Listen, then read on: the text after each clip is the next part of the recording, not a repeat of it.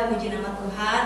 Terima kasih untuk kesempatan yang diberikan kepada saya untuk menyampaikan firman Tuhan pada pagi hari ini. Hari ini saya akan menyampaikan kebenaran firman Tuhan yang diambil dari Maleakhi 3 ayat yang ke-13 sampai yang ke-18. Kita buka sama-sama. Di dalam Maleakhi 3 ayat yang ke-13 sampai yang ke-18. Saya beri judul atau tema pada pagi hari ini, bila waktunya tiba. Kalau sudah mendapatkan, saya akan membacakan di dalam Maleakhi yang ketiga ayat 13 sampai 18. Kemenangan terakhir bagi orang benar. Bicaramu kurang ajar tentang aku, firman Tuhan. Tetapi kamu berkata, apakah kami bicarakan di antara kami tentang engkau? Kamu berkata, adalah sia-sia beribadah kepada Allah. Apakah untungnya kita memelihara apa yang harus dilakukan terhadapnya dan berjalan dengan pakaian berkabung di hadapan Tuhan semesta alam? Oleh sebab itu kita ini menyebut berbahagia orang-orang yang gegabah, bukan saja mujur orang-orang yang berbuat fasik itu, tetapi dengan mencobai Allah pun mereka luput juga. Beginilah berbicara satu sama lain orang-orang yang takut akan Tuhan. Tuhan memperhatikan dan mendengarnya. Sebuah kitab peringatan ditulis di hadapannya bagi orang-orang yang takut akan Tuhan dan bagi orang-orang yang menghormati namanya.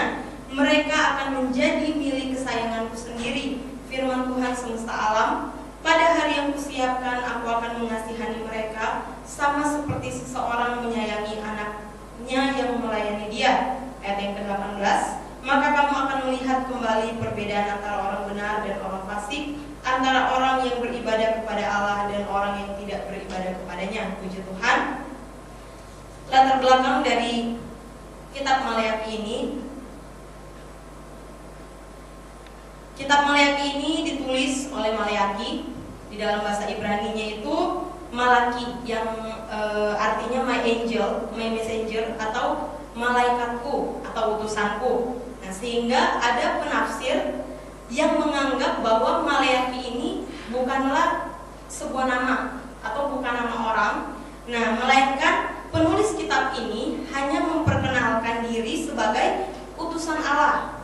Nah, tetapi dia menyembunyikan identitasnya.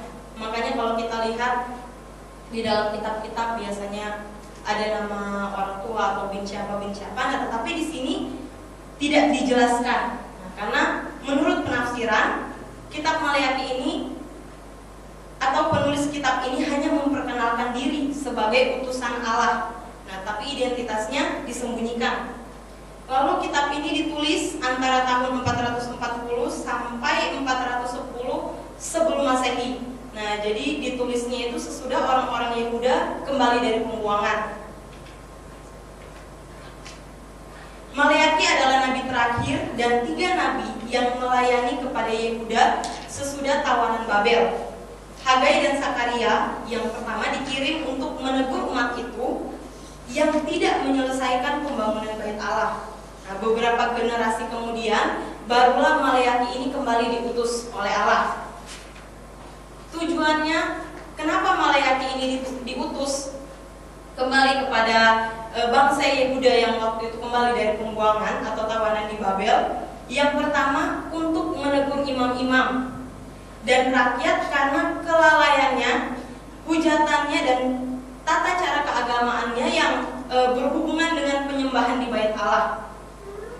Yang kedua, untuk menguatkan sisa-sisa yang setia dengan perjanjian Tuhan. Jadi ada 2 tujuan Tuhan mengutus Maleakhi ini kepada orang-orang Yehuda. Yang pertama untuk menegur imam-imam dan rakyat yang sudah melalaikan ibadah mereka kepada Tuhan, yang sudah melakukan hal-hal yang jahat, hal-hal yang menyakitkan hati Tuhan. Dan yang kedua untuk menguatkan sisa-sisa yang setia dengan perjanjian Tuhan. Jadi ternyata di antara orang-orang yang melakukan kejahatan masih ada orang-orang yang setia dengan perjanjian Tuhan. Dan kerohanian pada saat itu seperti yang sudah saya bilang di awal, yang imam-imam dan rakyat melakukan hal yang jahat. Jadi benar-benar kerohanian mereka itu sangat bobrok pada saat itu.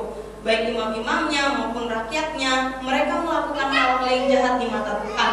Dan dosa-dosa yang mereka lakukan antara lain, yang pertama itu mempersembahkan binatang yang cacat. Itu ada di dalam pasal 1 ayat 6 sampai 14, kita tidak usah baca. Bagaimana mereka mempersembahkan binatang yang cacat. Sementara kalau kita tahu sejarahnya orang Israel, Tuhan mau dari mereka keluar dari tanah Mesir waktu itu, Tuhan selalu mengingatkan mereka untuk mempersembahkan yang terbaik untuk Tuhan. Bagaimana domba dipilih yang terbaik, yang gemuk, tidak boleh ada cacat, tidak boleh ada domba yang sakit. Pokoknya benar-benar harus memberikan yang terbaik untuk Tuhan. Nah, tetapi pada saat Maleakhi diutus itu, imam-imam dan rakyat Yehuda sudah tidak memberikan lagi yang terbaik untuk Tuhan. Mereka sudah memberikan yang asal, binatang yang mungkin udah kurus, udah sakit, binatang yang cacat, itu mereka persembahkan kepada Tuhan. Jadi mereka sudah tidak lagi mempunyai hati yang benar-benar rindu memberikan yang terbaik untuk Tuhan. Sudah asal, sudah seenaknya di dalam mereka mempersembahkan korban untuk Tuhan. Dan yang kedua, dosa yang mereka lakukan antara lain pengajaran yang tidak sesuai dengan petunjuk Tuhan. Nah, jadi saat imam-imam memberikan pengajaran, itu sudah tidak lagi sesuai dengan petunjuk Tuhan. Nah, tetapi sudah dengan keinginan mereka sendiri, terserah mereka mau sampaikan apa. Nah, dan yang mereka sampaikan kepada rakyat waktu itu hal-hal yang tidak sesuai dengan petunjuk Tuhan, bukan yang Tuhan mau, yang Tuhan mau dia sampaikan kepada rakyat. Nah, tetapi sudah sesuai dengan kehendak hati mereka sendiri saja, dan itu tentu hal-hal yang menguntungkan mereka yang mereka sampaikan kepada rakyat. Lalu yang ketiga, mereka mulai kawin campur dan perceraian, di mana firman Tuhan melarang mereka waktu mereka keluar dari Mesir, mereka tidak boleh kawin campur, tidak boleh kawin dengan bangsa lain, bangsa-bangsa yang menyembah berhala. Tetapi pada saat itu mereka sudah mulai kawin campur dan terjadi perceraian. Keluarga-keluarga tidak lagi saling bersatu. Nah, tapi mereka membudayakan perceraian. Mereka cerai sana, cerai sini. Jadi sudah tidak ada lagi perintah Tuhan yang mereka lakukan pada saat itu. Justru hal-hal yang dibenci oleh Tuhanlah yang mereka lakukan pada saat itu. Dan yang selanjutnya, mereka tidak memberikan persembahan persepuluhan. Itu di dalam pasalnya yang ketiga ayat 6 sampai 12. Nah, jadi Tuhan memerintahkan mereka untuk memberikan korban persepuluhan. Tapi pada saat itu mereka sudah tidak melakukan itu lagi. Mereka sudah tidak memberikan persepuluhan. Dan ada lagi dosa-dosa yang lain yang mereka lakukan. Itu bisa dilihat di pasal 3 ayat 5 dan pasal 3 ayat 13 sampai yang ke-14. Dan bahkan di dalam pasal 3 ayat 13 yang sudah kita baca tadi, mereka berbuat dosa dengan kata-kata mereka. Nah, bicara mereka dikatakan kurang ajar tentang Tuhan. Itu di ayat yang ke-13 dikatakan, bicaramu kurang ajar tentang aku, firman Tuhan. Tetapi kamu berkata, apakah kami bicarakan di antara kami tentang kau? Kalau saya pelajari, kata kurang ajar di sini itu dari kata harsh against atau keras menentang. Nah, jadi mereka bukan hanya sekedar melawan Tuhan, tapi benar-benar sudah apa ya? Kalau saya lihat di kamus itu sudah menentang, sudah keras kepala, sudah beku. Nah, jadi benar-benar hati mereka itu sudah sangat-sangat menentang Tuhan. Nah, sudah sangat-sangat melawan Tuhan. Lalu di dalam bahasa Ibraninya itu kausak, artinya berani, kuat, keras melawan atau menentang Tuhan. Jadi artinya sama. Bagaimana mereka benar-benar hatinya ya sudah keras, sudah beku, benar-benar mereka menentang, melawan Tuhan. Apa yang mereka katakan sampai Tuhan berkata bahwa mereka itu bicara kurang ajar terhadap Tuhan. Mereka itu menentang Tuhan dengan perkataan mereka. Apa yang mereka katakan sampai Tuhan bisa berkata seperti itu? Kita lihat. Itu di ayatnya yang ke-14. dikatakan kamu berkata adalah sia-sia beribadah kepada Allah. Jadi ternyata orang-orang saat itu mereka bilang, sia-sia beribadah kepada Allah. Ngapain kita beribadah kepada Allah lagi? Nggak ada gunanya, tidak ada untungnya bagi kita. Nah, dan sia-sia di sini saya lihat itu dari kata saf, artinya sia-sia, kosong, hampa. Nah, jadi saat mereka beribadah kepada Tuhan, tidak ada lagi yang mereka rasakan, kosong, hampa. Jadi nggak ada berkat yang mereka dapatkan ketika mereka datang beribadah kepada Tuhan, ketika mereka datang untuk bertemu dengan Tuhan. Dan kata beribadah di sini itu dari kata aubat, bacanya aubat, itu artinya bekerja, melayani. Jadi ketika mereka berkata adalah sia-sia beribadah kepada Allah, itu mereka sedang berkata juga sia-sia bekerja untuk Allah, sia-sia bekerja melayani Tuhan. Jadi di saat mereka bekerja melakukan segala sesuatu untuk Tuhan, mereka melayani Tuhan, mereka katakan bahwa itu sia-sia, nggak ada gunanya, nggak ada untungnya. Bahkan di ayatnya yang selanjutnya dikatakan, masih di ayat 14, di kalimat selanjutnya dikatakan, apakah untungnya kita memelihara apa yang harus dilakukan terhadapnya dan berjalan dengan pakaian berkabung di hadapan Tuhan semesta alam. Jadi mereka berpikir bahwa melayani Tuhan, beribadah, bekerja untuk Tuhan, itu sudah tidak ada lagi untungnya. Jadi ternyata mereka melayani Tuhan, mereka mentaati Tuhan, mereka datang beribadah, mereka hanya mencari keuntungan. Mereka hanya mencari, ketika saya datang beribadah, ketika saya melayani Tuhan, apa yang saya dapat? Kalau saya nggak dapat apa-apa, ngapain saya melayani Tuhan? Ngapain saya harus beribadah? Nah, padahal yang harus kita ingat bahwa kita mentaati dan melayani Tuhan bukan karena untuk mendapatkan sesuatu, tetapi itu sebagai balasan atas keselamatan yang sudah kita terima dari Tuhan. Bagaimana Tuhan Yesus sudah menyelamatkan kita yang seharusnya binasa, akhirnya kita memperoleh hidup yang kekal, kita memperoleh keselamatan.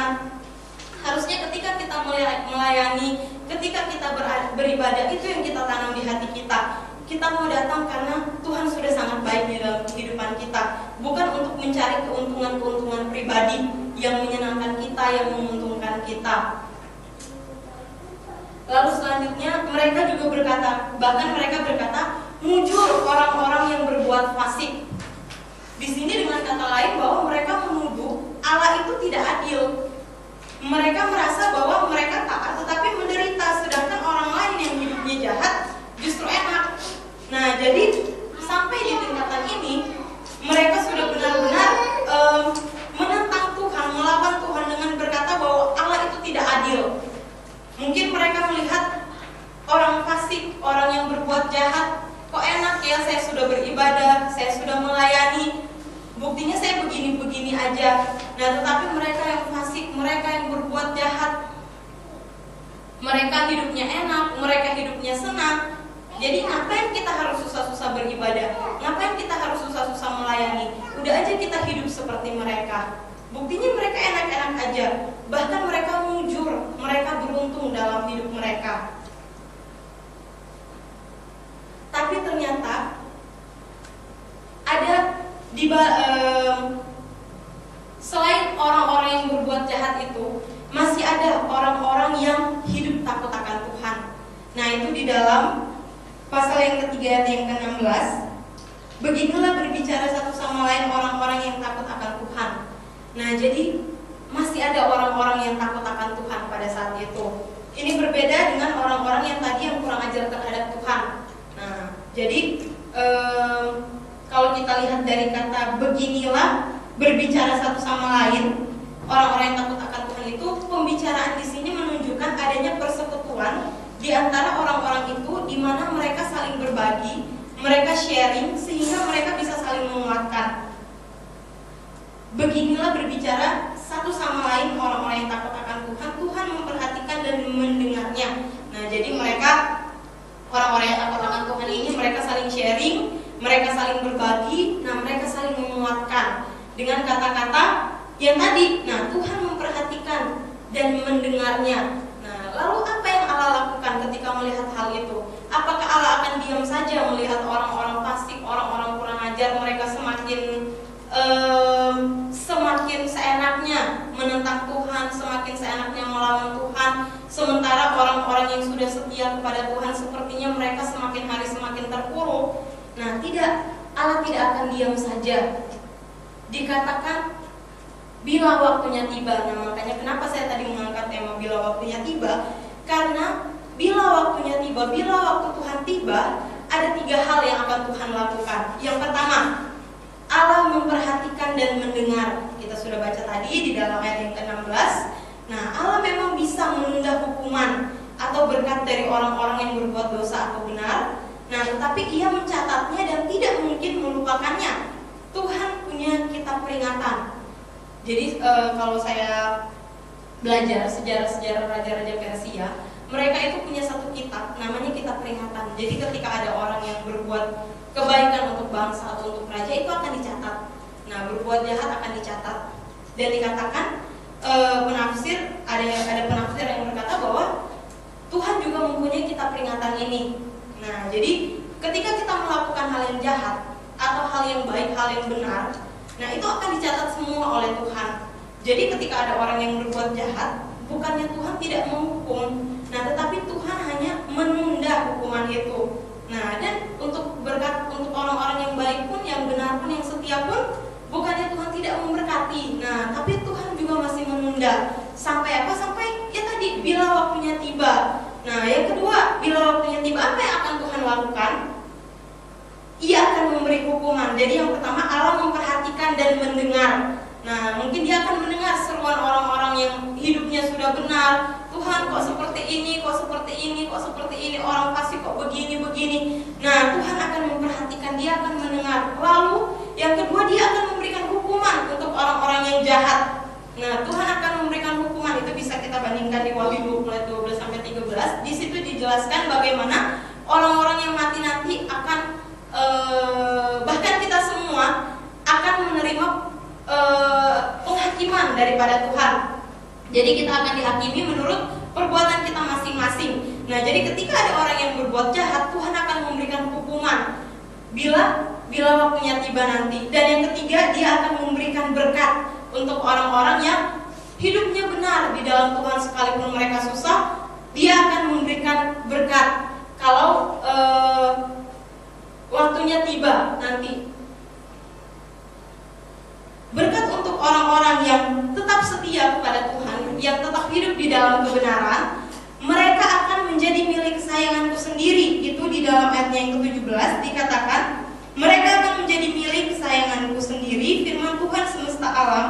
Pada hari yang kusiapkan, aku akan mengasihani mereka sama seperti seorang menyayangi anaknya yang melayani dia. Maka kamu akan melihat kembali perbedaan antara orang benar dan orang fasik, antara orang yang beribadah kepada Allah dan orang yang tidak beribadah kepadanya. Jadi orang-orang yang tetap setia kepada Tuhan, orang-orang yang tetap hidup di dalam kebenaran firman Tuhan, mereka akan menjadi milik kesayanganku sendiri, milik kesayangan Tuhan. Bahkan Tuhan akan membuat perbedaan pada akhirnya antara orang benar dan orang fasik, antara orang-orang yang beribadah atau orang-orang yang melayani Tuhan dengan orang-orang yang tidak beribadah, orang yang tidak melayani Tuhan. Dan kesimpulannya pada pagi hari ini, dalam pengiringan kita kepada Tuhan, pelayanan kita kepada Tuhan tidak ada yang sia-sia.